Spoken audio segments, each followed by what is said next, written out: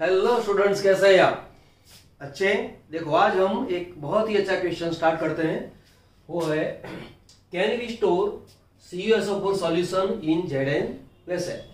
ये जिंक भी हो सकता है, सिल्वर भी हो सकता है, गोल्ड भी हो सकता है, Fe भी हो सकता है, निकल भी हो सकता है और कोई भी मेटल हो सकती है।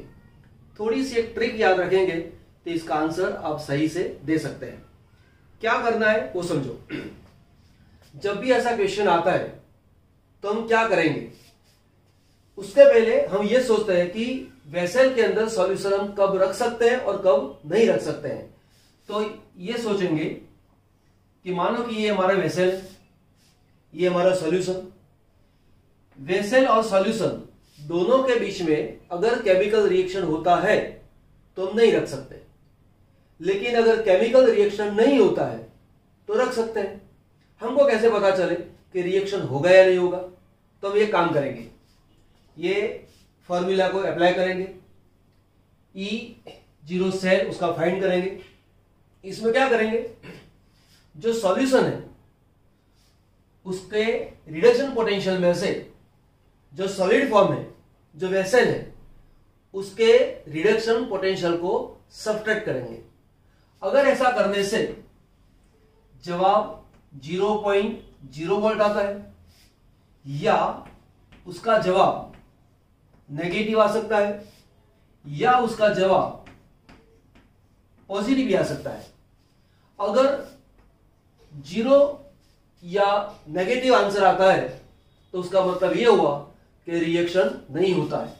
तो ये लिखेंगे नो रिएक्शन, और यहां क्या होगा, रिएक्शन टेक्स प्लेस।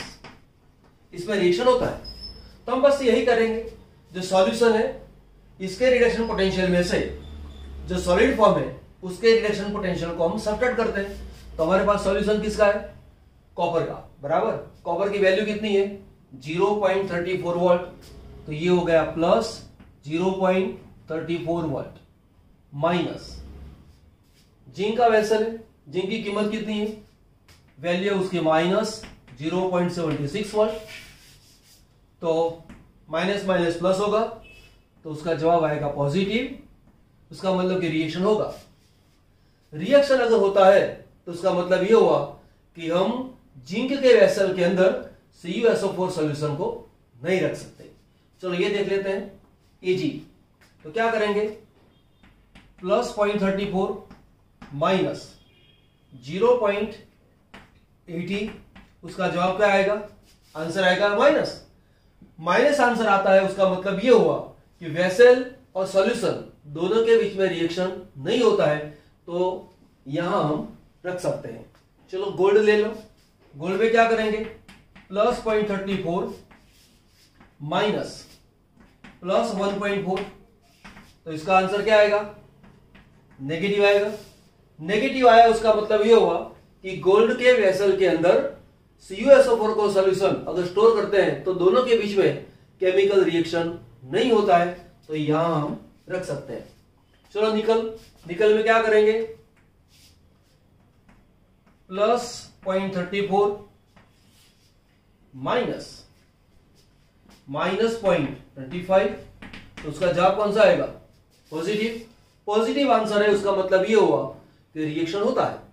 रिएक्शन होता है उसका मतलब ये कि निकल के वेसल के अंदर CuSO4 के सॉल्यूशन को हम नहीं रख सकते। अब देखो, CuSO4 सॉल्यूशन को जिंक के वेसल के अंदर हम नहीं रख सकते क्योंकि दोनों के बीच में रिएक्शन होता है। लेकिन कौन सा रिएक्शन होता है, तो वो रिएक्शन होता है रेडॉक्स। इसमें जो सॉलिड फॉर्म में होता है उसका ऑक्सीडेशन होता है, जैसे कि Zn, इसका होगा ऑक्सीडेशन Zn2 प्लस 2 इलेक्ट्रॉन, और जो इलेक्ट्रॉन जिंक ने रिलीज कर दिए वो सॉल्यूशन का कॉपर आयन गेन कर लेता है और ये बन गया सॉलिड। तो मतलब कि जिंक का ऑक्सीडेशन होता है और कॉपर आयन का रिडक्शन होता है, दोनों के बीच में रेडॉक्स रिएक्शन होता है, इसलिए जिंक के वेसल के अंदर कॉपर सल्फेट हम नहीं रख सकते। इसी क्वेश्चन को हम चेंज करते हैं। क्या करेंगे, ये जो CuSO4 लिखा है इसकी जगह लिखेंगे हम जिंक सल्फेट, यहां लिखेंगे कॉपर। फिर कॉपर भी हो सकता है, Ag, Au, Fe, Ni कुछ भी हो सकता है। करेंगे क्या, यही फॉर्मूला अप्लाई करेंगे कि जो सॉल्यूशन है उसके रिडक्शन पोटेंशियल में से जो सॉलिड फॉर्म है उसके रिडक्शन पोटेंशियल को सब्ट्रैक्ट करेंगे, बराबर। तो वेसल कौन सा है, कॉपर का। सॉल्यूशन किसका है, जिंक सल्फेट का।